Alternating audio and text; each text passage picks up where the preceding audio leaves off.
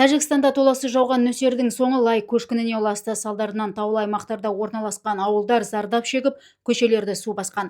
Қазір зардап шеккен өңірде төтенше жағдай қызметкерлері күшейтілген режимде жұмыс жасап жатыр.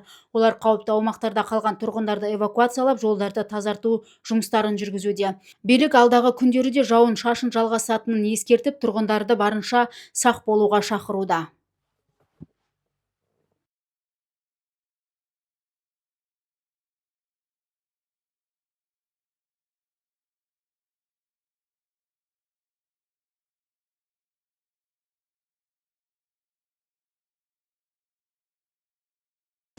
أشهد أن لا إله إلا الله أشهد أن محمدا عبده ورسوله لا إله إلا الله محمد رسول الله أشهد أن لا إله إلا الله أشهد أن محمدا عبده ورسوله